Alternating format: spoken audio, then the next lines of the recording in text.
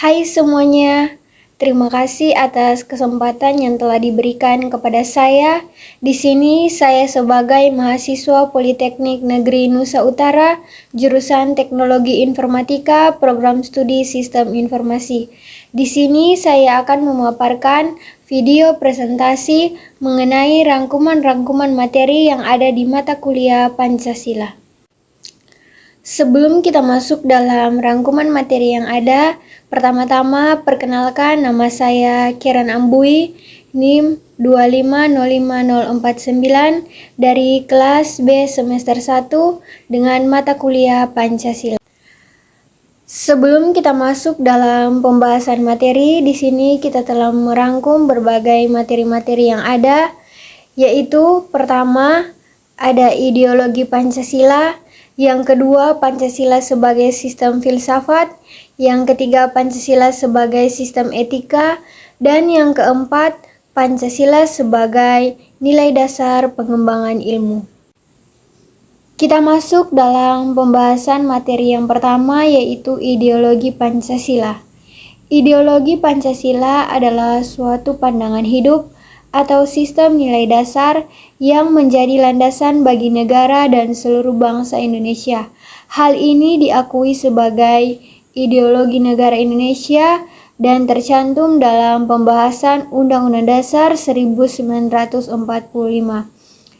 Ideologi negara bukan cuma mencakup nilai dasar sebuah negara, tetapi juga mencakup pandangan hidup kita sebagai warga negara Indonesia. Kemudian di sini kita masuk dalam pembahasan materi yang kedua, yaitu mengenai tentang Pancasila sebagai sistem filsafat. Di sini Pancasila disebut sebagai sistem filsafat karena perenungan mendalam. Ia merupakan hasil perenungan yang mendalam dari para pendiri negara yang diangkat dari nilai-nilai luhur budaya, agama, dan adat istiadat di bangsa Indonesia.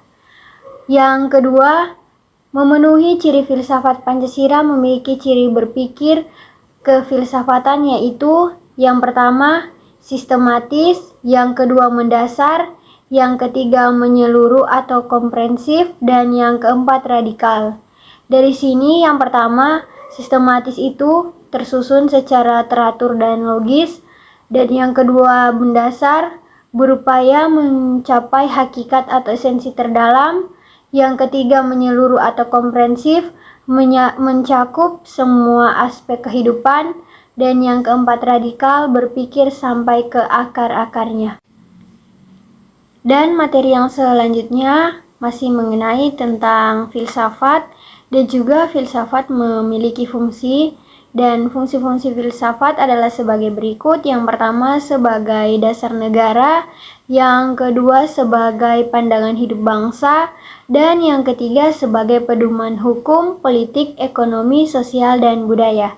Di sini Pancasila juga berfungsi sebagai dasar negara, yang berarti segala hukum dan kebijakan harus sesuai dengannya.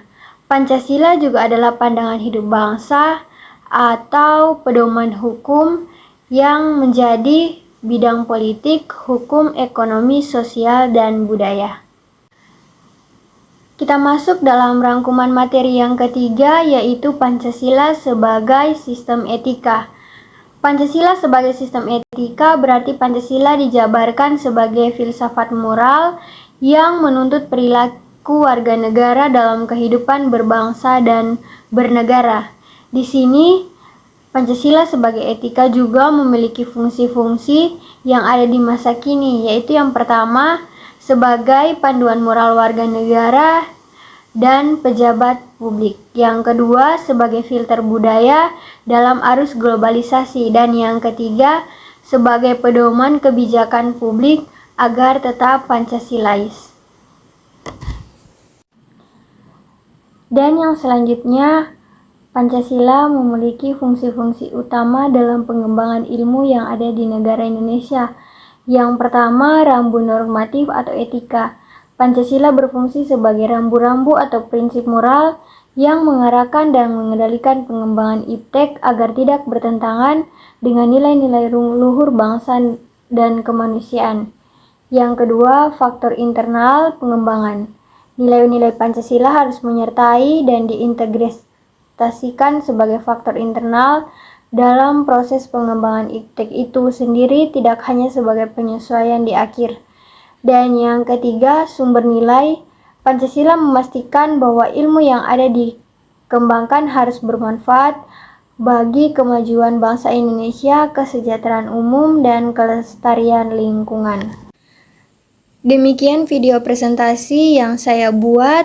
Semoga dengan video ini bisa bermanfaat bagi teman-teman sekalian. Demikian, sekian dan terima kasih.